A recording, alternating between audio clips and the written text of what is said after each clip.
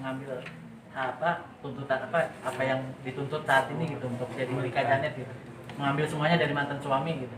Dari tuntutannya kan ini tadi udah ada Harley, apartemen, rumah. Sebenarnya gini, ketika perceraian kemarin kan saya tidak menuntut sedikit pun, bahkan mungkin apapun harta yang dia miliki tidak akan bisa mengganti sakit hati saya ketika saya harus menerima perceraian kemarin, jujur ya. Makanya saya nggak mau deh ngambil masa lalu saya, maksudnya ada hal yang memang mengena, bahkan motor yang dia punya Harley Davidson ini yang dia punya, saya nggak berniat untuk ini ya gonogin, enggak sama sekali. Saya ikhlas, silahkan kita memulai kehidupan yang baru lagi. Udah ya, saya juga sadar itu dia juga punya hati nurani pasti ya. Kita tuh manusia di dunia itu nggak akan lama sementara gitu. Yang ada tuh aku fokus gimana caranya menata hidup aku kembali dengan sisa tenaga yang aku milikin. Ini kita dikasih otak, ini benar-benar anugerah dari Allah. Cara berpikir kita gimana caranya kita bisa bekerja lagi, dapat penghasilan lagi, walaupun saya nggak sama manajer saya lagi, yaitu mantan suami saya akan berpikir gimana caranya saya bisa hidup saya, keluarga saya berpikir, karena saya ngerasa bahwa ini anugerah gitu, bukan tandanya saya udah cerai, saya menuntut gono gini sama suami. Tanggung jawab kamu mantan suami, sini kasih saya ini untuk modal saya hidup baru. Saya enggak sama sekali, saya ikhlas demi Allah. Mungkin Janet sedikit nih, dipotong dikit supaya hak dan kewajiban sama-sama jalan. Kita mau tanya, karena wartawan belum tanya dari tadi.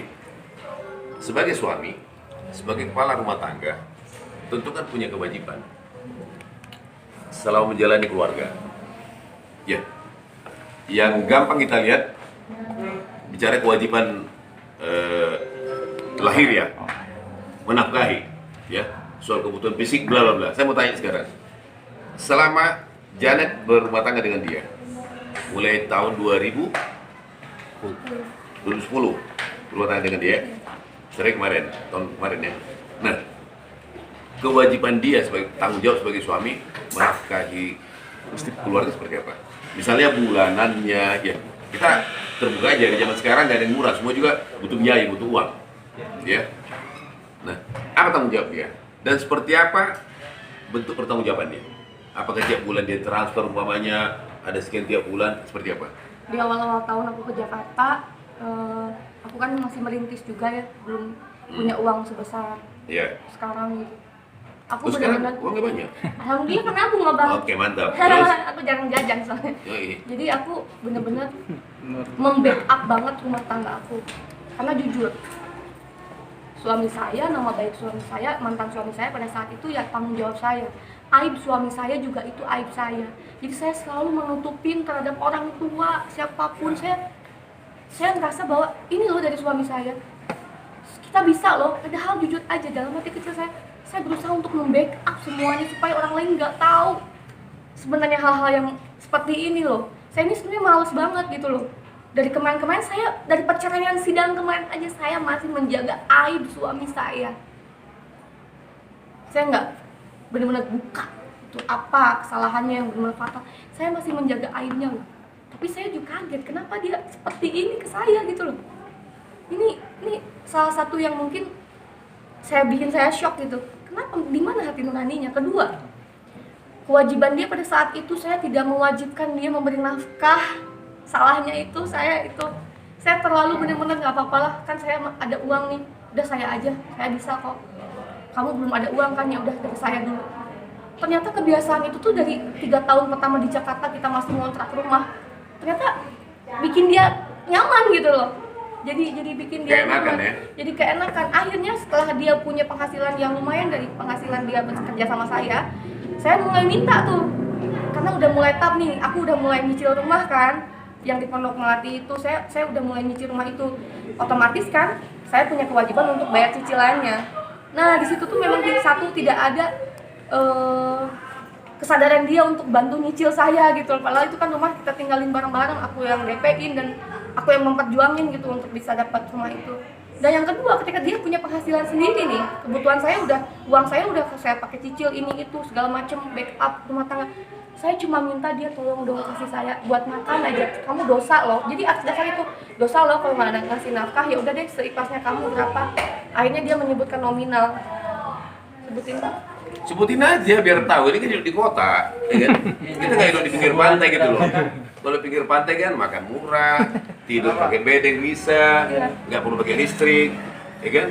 Ini pada saat itu aku punya cicilan rumah kan di rumah di Bekasi sana dengan kebutuhan listrik yang lumayan, belum lagi maintenance kayak AC, kulkas dan segala macam, belum lagi kebutuhan makan. Yang pada saat itu saya ngajak kedua orang tua saya untuk tinggal di lantai 2. Saya di lantai 1, orang tua saya di lantai 2. Jadi benar-benar saya menafkahi, maksudnya saya cari penghasilan untuk bisa ngasih makan itu semua. Saya minta dong sama suami saya, berapa kamu bisa kasih nafkah aku dari penghasilan dia yang puluhan juta dari setiap off air. Dia dapat 20%-nya gitu, dan dia cuma menyanggupi 5 juta aja untuk semuanya. 5 juta? Belum, saya nggak minta sandang, saya cuma buat makan doang, jadi dia cuma nyukupin buat itu. Dan itu untuk semua, sandang, pangan, papan. 5 juta disanggupin? Nggak apa-apa, kita ini sambil Bang, maaf Bang, saya potong dulu. Mbak Janet tadi belum dijawab gitu. Kalau misalkan nanti hakim memutus gugatan ini digugurkan, gitu, apakah Mbak Janet akan meminta semua asetnya yang ada di Mas Alif? Ya tentu saja, kalau misalnya seperti ini, dia menginginkan misalnya ya, ini dia merasa ada haknya dia di dalam hartanya Janet. Jangankan haknya dia, mungkin anak-anak yatim juga mungkin ada haknya di saya. Kecuali dia minta dengan baik-baik. Kamu terserah kamu deh mau ngasih berapa buat aku. Anggaplah kamu ngasih modal ke aku atau enggak uang terima kasih. Karena dia sudah menjaga aku, menemani aku di luar dari gaji yang udah aku kasih. 20% yang aku kasih, sok coba berapa deh kamu bantu aku untuk aku memulai hidup baru. Nah kalau misalnya ada bahasa seperti itu, seikhlasnya Janet. Ini jangannya dia menggetok aku dong, kayak saya minta rumah yang di Pondok Melati, saya minta mobil, saya minta apartemen. Loh dia kan kalau kayak gitu dia milih sendiri, dan itu jujur aja sampai detik ini pun saya masih nyicil rumahnya gitu loh. Kok dia berhak minta tapi hakmu menolak gitu loh? Iya betul, hak aku menolak. Dan kalau misalnya dia pengen saya dengan seikhlasnya saya, biarkan saya yang ngasih gitu loh. Seikhlasnya saya dong, semampu saya gitu. Jangan dipatok seperti itu, malah saya jadi kaget loh. Wow gitu kan, gitu, itu aja sih.